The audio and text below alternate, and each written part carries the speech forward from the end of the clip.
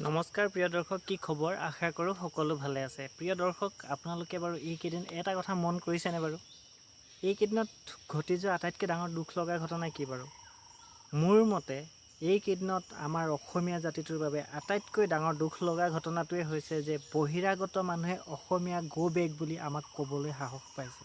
প্ৰিয় দৰ্শক, সাংবিধানিক ৰাষ্ট্ৰীয়তাবাদী এইখিনি বহুত ডাঙৰ ডাঙৰ কথা। মই এইখিনি কথাৰ ওপৰত মই কোনো ধৰণৰ আলোচনা বা মতামত আগবঢ়াব পৰাকৈ মই কোনো অভিজ্ঞ ব্যক্তি নহয়। কোনো দুটামান বিশেষ কথা দুটামান ক'বলৈ আগবাঢ়িছোঁ। সেইখিনিৰ দ্বাৰা যদি আমি অলপ নিজকে 1% হ'লেও যদি এইখিনি বস্তুৰ পৰা আমি নিজকে বচাই ৰাখিব পাৰোঁ, তেতিয়াহ'লে হয়তো চাগে আমি অসমত স্বাভিমানে জীয়াই থাকিব পাৰিম। আমাৰ ভৱিষ্যত প্ৰজন্ম হয়তো স্বাভিমানে জীয়াই থাকিব পাৰিব। এই ক্ষেত্ৰত আমি দা কুঠাৰ মাৰি পিনি ৰণ জিকি পিনি আমি বহিৰাগতক অসমৰ পৰা দূৰতে বিদূৰ কৰিব পৰা সম্ভৱেই নহয়। গতিকে প্ৰিয় দৰ্শক, আমি প্ৰথমতে কি কৰিব লাগিব গম পায়নে? আমি প্ৰথমতে তেখেতসকলক অৰ্থনৈতিকভাৱে বৰ্জন কৰিব লাগিব। প্ৰথম কথাটোৱে হ'ল অৰ্থনৈতিক বৰ্জন। আৰু অৰ্থনৈতিক বৰ্জন মানে মই কিয় ক'ব লৈছোঁ গম পায়নে? তেওঁলোকে অসমলৈ আহিছে কিয়? নিজৰ সুখৰ সংসাৰ, নিজৰ ঘৰ দুৱাৰ, পিতৃ মাতৃ থকা ঠাই, জন্মভূমি এৰি পিনি অসমলৈ আহিছে কিয়? একমাত্ৰ অৰ্থনৈতিক কাৰণত অহা নাই জানো? আমি প্ৰথমতে কি কৰিব লাগিব? অৰ্থনৈতিক বৰ্জন কৰিব লাগিব। এনে কৰিবলৈ যাওঁতে কিন্তু অসমীয়া জাতিটোৱে বহুত বেছি সমস্যাৰ সন্মুখীন হ'ব। প্ৰথম কথা হ'ল আমি জাতি ঠিক কৰিবলৈ ওলাইছোঁ। যেনেকৈ দৰৱ খাওঁতে মানুহৰ তিতা লাগিবই যে, ঠিক তেনেধৰণে আমি অকণমান কষ্ট সহ্য কৰি হ'লেও কিন্তু জাতিটোক উদ্ধাৰ কৰিব লাগিব। গতিকে প্ৰথমতে আমি কৰিব লাগিব অৰ্থনৈতিক বৰ্জন। আৰু অৰ্থনৈতিক বৰ্জন কৰিবলৈ যাওঁতে আমি এনেকুৱা কৰিব লাগিব যে বহিৰাগত কোনো ব্যৱসায়ীৰ পৰাই আমি কোনো ধৰণৰ বস্তু ক্ৰয় বা বিক্ৰয় কৰিব নালাগিব। এতিয়া বহুতেই ক'ব যে তেখেতসকলৰ পৰা যদি আমি বস্তু নিকিনো তেতিয়াহ'লে দেখোন আমি নাখাই মৰিব লাগিব। আৰে আমি নাখাই কিয় মৰিম? আমি একে ৰাতিৰ ভিতৰত প্লেন নকৰাকৈ হামলা কৰিলেহে আমি এনেকুৱা হৈ যাম। আমি প্লেনিঙেৰে কৰিব লাগিব। প্ৰথমতে আমাৰ খাদ্যৰ ভঁৰাল টনকীয়া কৰিব লাগিব। আৰু খাদ্যৰ ভঁৰাল টনকীয়া কৰিবলৈ কি কৰিব লাগিব গম পায়নে? আমি আটাই অসমীয়া জাতিটোৰ কথা কৈ আছোঁ। আটাই কৃষি কৰ্মৰ পৰা ধৰি যিখিনি নিজৰ কৰণীয় কাম সেইখিনি ভালদৰে কৰিব লাগিব। মোৰ ভাগত যদি 10 বিঘা মাটি আছে, সেই আধি নিদি পিনি মই নিজে কৰি মোৰ ভঁৰালটো টনকিয়াল কৰিব লাগিব। কাৰণ জাতিৰ বিপদৰ সময়ত মোৰ ভঁৰালৰ ধান যাতে মই 10জনক বিলাব পাৰোঁ। 2 নম্বৰ কথা, আমি অৰ্থনৈতিক বৰ্জন কৰিলে নহ'ব। অৰ্থনৈতিকভাৱে যিবোৰ জেগা তেখেতসকলে সামৰি ৰাখিছে তাত আমি কম্পিটিশ্যন দিব লাগিব। তাত আমাৰ কেণ্ডিডেট খাৰা কৰিব লাগিব। আৰু প্ৰত্যেকজনেই ভাবিব লাগিব একো নহ'লেও মই কিবা এটা কৰি ব্যৱসায়টো দখল কৰিব পাৰিম বুলি। আৰু ব্যৱসায় দখল কৰিবলৈ যাওঁতে কিন্তু ক্ৰেতাসকলৰো এটা দায়িত্ব আছে। কি দায়িত্ববোধ থাকিব লাগিব? 2 পইচা সস্তা পালেও কিন্তু আমি বহিৰাগতৰ পৰা বস্তু কিনিব নালাগিব। আমি কিনিব লাগিব নিজৰ জাতিৰ কুটুম ভাইজনে দিয়া দোকানখনৰ পৰা, নিজৰ জাতিৰ কুটুম ভাইজনে আৰম্ভ কৰা ব্যৱসায়টোৰ পৰা। তেখেতৰ পৰা ল'ম লাগে 2 টকা বেছি। কিয় এতিয়া দেখোন বহুতে কৈ থাকে যে 500 টকা তেলৰ লিটাৰ হৈ গ'লে মই আমুককে ভোট দিম, এনেকুৱা ধৰণৰ কথা কৈ থাকে নহয়। কিয় 1000 টকা বস্তুটোৰ দাম হ'লেও আমি অসমীয়াৰ দোকানৰ পৰাই কিনিম। চাওঁচোন বাৰু কেনেকৈ বহিৰাগতে আমাৰ অসমখন দখল কৰিব। আৰু ইয়াত যদি টকাই ঘটিব নোৱাৰে তেখেতসকলে ইয়াত থাকি কি কৰিব? ঘেণ্টা তেখেতসকলে অসমীয়াও কথা পাতিব নাজানে। কি কৰিব ইয়াত? কি ব্যৱসায় কৰি খাব? কি কৰিব? খেতি কৰিব। তেখেতসকলে খেতি কৰিব ইয়াত অহা নাই। তেখেতসকলে আহিছে আমাৰ সৰলতাৰ সুযোগ লৈ আমাৰ পৰা লুটি পুটি খাবলৈ। কাৰণ খেতি সদায় আমিয়ে কৰি আছোঁ। আমি অসমীয়াই সদায় খেতি কৰি আছোঁ। কিন্তু মধ্যভোগীৰ জেগাটো ল'ব আহিছে। কিয় আমাৰ ডেকা ল'ৰাসকলে মধ্যভোগীৰ জেগা ল'ব নোৱাৰে? কিয় নোৱাৰিব? পাৰিব। কিয় নোৱাৰিব? চেষ্টা কৰকচোন। এক ৰাতিত গড় বন্ধা জাতিৰ নাতি আমি, আৰু আমি নোৱাৰিমনে? কিয় নোৱাৰিম? চেষ্টা কৰিব লাগিব। আৰু দ্বিতীয়তে হ'ল আমি কাম কৰিবলৈ লাজ কৰিব নালাগিব। তেখেতসকলে অসমত আহি ইমান ডাঙৰ যে এটা সাম্ৰাজ্য গঢ় দিবলৈ সুবিধা ক'ৰ পৰা পালে? কাৰণ আমি কাম কৰিবলৈ লাজ কৰোঁ। আৰু আমাৰ যিবোৰ কাম আমি নকৰোঁ সেই গেপটোত তেখেতসকলে সোমাই পিনি এতিয়া তেখেতসকলে গোজেই গজালি মেলিছে। গতিকে আমি প্ৰত্যেকটো কাম আমাৰ নিজৰ হাতলৈ আনিব লাগিব। এতিয়া বহুতে ক'ব অসমীয়া ল'ৰাই কিমান কষ্ট কৰিব পাৰিব? কিয় নোৱাৰিব? আমাৰ মাক বাপেকবিলাকৰ দোষ। মাক বাপেকে আলাসত ৰাখে কাৰণেহে আপোনাৰ ল'ৰাটোৱে কষ্টৰ কাম কৰিব নোৱাৰে। আৰু সৰুৰ পৰা, আজি জন্ম পোৱা পোৱালিটোক সৰুৰ পৰা কষ্ট দিয়া আৰম্ভ কৰক। সৰুৰ পৰা অভাৱত থাকিবলৈ দিয়ক। তাক বস্তু এটা বিচাৰিলে দি নিদিব, তেতিয়া সি কষ্ট কৰিবলৈ শিকিব। নহ'লে প্ৰত্যেকটো বস্তুতে সি গেজু কৰিলেই পাই যায় নহয়। সেইজন ল'ৰা বা সেইজন ছাত্ৰ বা সেইজন যোনেই নহওক, তেখেতে ইনকাম কৰিবলৈ নিশিকিব। এই যে বহিৰাগতসকলে আহি যে ইয়াত ঢেঙৰ খাটি আছে, চৰি বেয়া নাপাব, কিছুমান শব্দ ওলাই যাব পাৰে আৱেগত। ঢেঙৰ খাটি থকা শব্দটো বাৰু বেয়া শব্দ নহয়। ঢেঙৰ খাটি আছে যে তেখেতসকলে ইয়াত আহি গোটেই যে ইফালৰ পৰা ইফালে গোটেই ভৰিৰ চেণ্ডেল খহাই দিয়ে, যে তেখেতসকলে দিনটো চাইকেলখন ঠেলি ৰিক্সাখন চলাই এই ভঙা চিঙা বস্তু বুটলিব পাৰে। আমাৰ ল'ৰাই কিয় নোৱাৰে গম পায়নে? আমাৰ ল'ৰাই একমাত্ৰ এইটো কাৰণেই নোৱাৰে কাৰণ মাক বাপেকক খুজিলেই পায়।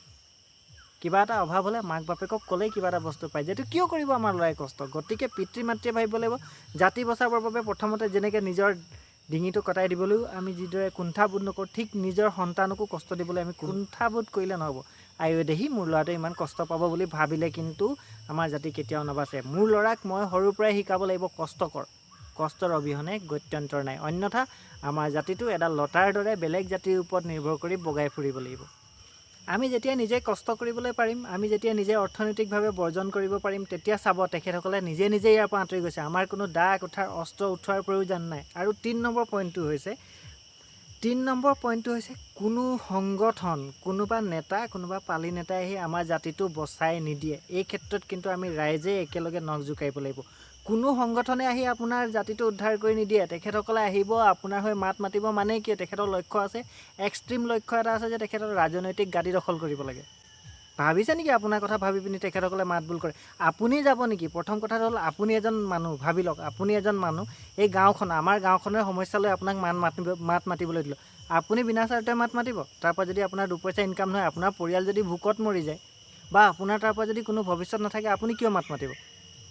আপুনি মাত মাতিব তেতিয়াহে যেতিয়া নেকি বোলে তাত জড়িত হৈ থাকিব আপোনাৰ কিবা এটা নহয় কিবা এটা স্বাৰ্থ। গতিকে স্বাৰ্থৰ এগেইনষ্টতে থাকে। তেখেতসকলকো আমি দুখ দি লাভ নাই। তেখেতসকলেও মাত মাতিছে, মই বেয়া পোৱা নাই, কিন্তু আমি ৰাইজ এই ক্ষেত্ৰত একগোট হ'ব লাগিব। আমি যদি সংগঠনৰ লিডাৰসকলৰ প্ৰতি মুখ মেলি চাই থাকোঁ নহয়, বহু ক্ষেত্ৰত আমি যিদৰে হতাশাত ভুগিব লগা হয় যে এইদৰে হতাশা আমি ভৱিষ্যতেও ভুগিব লাগিব। কাৰণ তেখেতসকলে চিঞৰ বাখৰ কৰিব এটা সময়লৈকে, তাৰপিছত কিবা নহয় কিবা প্ৰকাৰে মেনেজ হৈ যোৱা আমি যুগে যুগে দেখি আহিছোঁ। মই কোনো সংগঠনৰ নাম লৈ কোৱা নাই, কিন্তু বহুত সংগঠনে এই কামটো কৰি আছে। পইচা লৈ যুগে যুগে মেনেজ হৈ গুচি যায়। আৰু য'ত নেকি এনেকুৱাকৈ মেনেজ হৈ যায়, আমাৰ যিবিলাক আশা আকাংক্ষা সেইখিনি ধূলিত মিশ্ৰিত কৰি দিয়ে। উদাহৰণস্বৰূপে কা আন্দোলনৰ কথা ক'ব পাৰি। সেইখন সময়ত আমি কেনেকুৱা আশা দেখুৱাইছিলোঁ তেওঁলোকৰ ওপৰত। ৰাস্তাত টায়াৰ জ্বলোৱাৰ পৰা ধৰি নিৰংকুশভাৱে আমি তেখেতসকলক ছাপোৰ্ট দিছিলোঁ। কিন্তু আমি কি পালোঁ তাৰ পৰা? কিবা পালোঁনে তাৰ পৰা? সকলো মেনেজ হৈ গ'ল নে নহয়? কিন্তু এই ক্ষেত্ৰত আমি এনেকৈ কৰিলে নহ'ব। অন্যথা আমাৰ আহিব লগা সতি সন্ততিয়ে কিন্তু অসমতে ভগনীয়া হৈ থাকিব। আমি এই ক্ষেত্ৰত কি কৰিব লাগিব? এতিয়া ৰাইজে নখ জোকাৰিব লাগিব, ৰাইজ এক হ'ব লাগিব, ৰাইজে মাত্ৰ অসমীয়া আৱেগ চিনি পাব লাগিব, মাত্ৰ অসমীয়া আৱেগ চিনিব লাগিব। পইচাৰ কাৰণে, দুপইচা কম ক'ৰবাত পোৱাৰ কাৰণে আমি বহিৰাগত এজন ব্যৱসায়ীৰ পৰা বস্তু কিনাতকৈ 2 টকা বেছি দি পিনি অসমীয়া এজনৰ পৰা কিনো আহকচোন। একেটা চাৰিআলিতে থকা কলিতা দোকান, মিশ্ৰা দোকান আৰু কিবাকিবি 3-4জন গুপ্তাৰ দোকানক বাদ দি পিনি আমি চবেই আটাই কলিতা দোকানৰ পৰা বস্তু কিনা ব্যৱস্থা কৰোঁ আহকচোন। কিয় তেখেতসকল কেনেকৈ তিষ্ঠি থাকিব? আৰে 6 মাহ যদি তেখেতসকলৰ বজাৰ বেয়া হৈ যায় নহয়, ইয়াত ৰেণ্ট দিব নোৱাৰি, তেখেতসকলে গুচি যাব ইয়াৰ পৰা। আৰু যিসকলৰ নিজৰ মাটি সম্পত্তি আছে, আপুনি 6 মাহ তেখেতসকলক অৰ্থনৈতিকভাৱে অৱৰোধ কৰকচোন, চাওঁ তেখেতসকলে ইয়াত কেনেকৈ টিকি থাকে। গাঁৱত গৈ নিজৰ খেতি বাতি কৰিবগৈ। মই মাত্ৰ ব্যৱসায় কৰি থকা বহিৰাগতখিনিৰ কথাই কোৱা নাই। আমি যে আৰু বাংলাদেশ ক'ৰ পৰা যে আমাৰ ইয়াত বহিৰাগত আহি আছে বুলি কৈ আছে যে, সকলোখিনিয়ে সুবিধাটো ক'ত লৈছে গম পায় নাই? আমাৰ এই গেপটোৱে, য'ত নেকি আমি শ্ৰম বিমুখিতা। 2 নম্বৰ কথাটো হ'ল কাম কৰিবলৈ লাজ কৰা, আৰু 3 নম্বৰ কথাটোৱে হ'ল তেখেতসকলে অবাধ অৰ্থনৈতিক লাভালাভ ইয়াত পাবলৈ সক্ষম হৈছে, যিটো তেখেতসকলে নিজৰ জেগাত পোৱাটো সক্ষম নহয়। তেনেস্থলত আমি এই সুযোগটো তেখেতসকলক দিছোঁ বাবে তেখেতসকল ইয়াত আছে। গতিকে আমি আটাই মিলি আহকচোন, বহিৰাগতক অৰ্থনৈতিকভাৱে আমি মাৰিবলৈ চেষ্টা কৰোঁ, অৰ্থনৈতিক বিৰোধিতা কৰোঁ তেখেতসকলৰ লগত। আমি যদি দা কুঠাৰ লৈ পিনি তেখেতসকলৰ লগত যুদ্ধ কৰিবলৈ যাওঁ নহয়, সংবিধানে আমাক দোষী হৈ যাব। কিয়নো আমি ভাৰতীয় ৰাষ্ট্ৰযন্ত্ৰৰে এটা অংশ। গতিকে সংবিধানে দোষী হৈ যাব। কিন্তু আমি যদি অৰ্থনৈতিকভাৱে তেখেতসকলৰ লগত বিৰোধিতা কৰোঁ, মানে মাৰপিট নহয়, যে অৰ্থনৈতিক বিৰোধিতা মানে এইটো নহয় যে লোহা টিনৰ বেপাৰী এজনক পালোঁ, পিটি পিনি তেখেতৰ হাতৰ পইচাকেইটা লৈ ল'লোঁ, সেইটো অৰ্থনৈতিক বিৰোধিতা নহয়। আচলতে তেখেতসকলে ইনকাম কৰা চ'ৰ্চখিনি আমি ব্লক কৰি দিবলৈ চেষ্টা কৰিব লাগিব। কি কৰিব লাগিব এনে ক্ষেত্ৰত? লোহা টিঙৰ বেপাৰীটো মই হ'ব লাগিব। তিনিআলিৰ মূৰত যিখন গেলামালৰ দোকান আছে, তাৰ এগেইনষ্টত গেলামালৰ দোকান মই দিব লাগিব। আমি কম্পিটিশ্যন ক'ত কৰোঁ গম পাওঁনে? গাঁৱত যদি এজন অসমীয়া যুৱকে পাচলিৰ দোকান দিছে, তাৰ এগেইনষ্টত 4খন পাচলিৰ দোকান গঢ় দিওঁ। কিন্তু আমি সন্মুখত কাপোৰৰ দোকান দিয়া বহিৰাগত এজনৰ এগেইনষ্টত 3খন কাপোৰৰ দোকান আজিলৈকে থিয় কৰিব পৰা নাই। কিয় পৰা নাই? আমি পাৰিম। আমি যদি নিজৰ ল'ৰাটোৰ এগেইনষ্টত 4খন দোকান খাৰা কৰিব পাৰিছোঁ, তেতিয়াহ'লে বহিৰাগতৰ এগেইনষ্টত 10খন দোকান খাৰা কৰিম, লাগিলে লছ হওক এবাৰৰ কাৰণে। কিন্তু আমি কম্পিটিশ্যন দিব লাগিব। কাষ্টমাৰসকলেও ৰাইজে নখ জোকাৰিলে নৈ বৈ বুলি কয় যে, কথাটো মনত ৰাখি পিনি অসমীয়া আৱেগক গুৰুত্ব দি প্ৰথমতে অসমীয়াৰ পৰা বস্তু বাহিনী কিনক। লাগিলে আপুনি বস্তু অকণমান কম কোৱালিটিৰে পাওক নাইবা আপুনি অকণমান বেছি মূল্য দিয়ে কিনিব লগা হওক, কিন্তু অসমখন বচাব হ'লে এয়া কৰিবই লাগিব। কিয়নো অসমখন বচাবলৈ লাচিত বৰফুকনৰ দৰে এজন বীৰে নিজৰ মোমায়েকক কাটি দিছিলে। তেখেতে ব্যক্তিগত স্বাৰ্থৰ কথা কেতিয়াও ভবা নাছিলে, বৃহত্তৰ অসম তথা অসমীয়া জাতিৰ কথা ভাবিছিলে। ঠিক তেনেদৰে আমিও কিন্তু আজি কৰিব লাগিব, অন্যথা জোৰ পুৰি হাত পালেহি। আৰু যদি এনেকুৱাই হয় তো পৰৱৰ্তী সময়ত কিন্তু আমি এখন গালত এটা চৰ মাৰিলে এইখন গালো বহিৰাগতক পাতি দিবই লাগিব। এয়া কিন্তু এটা কঠোৰ বাস্তৱ যিটো হ'বলৈ গৈ আছে, আৰু খুব বেছি 10টা বা 20টা বছৰ সময় লাগিব যদি আজি আমাৰ অসমীয়া আজিৰ তাৰিখত সজাগ নহয়। গতিকে ধন্যবাদ, ইয়াকেই ক'লোঁ। আশা কৰোঁ ভিডিঅ'টো ভাল পালে। পৰৱৰ্তী ভিডিঅ'ৰ বাবে চেনেলটো ছাবস্ক্ৰাইব কৰি ৰাখিব পাৰে, অন্যথা ফেচবুকত চাই যদি পেজটো ফ'ল' কৰি ল'ব। ধন্যবাদ।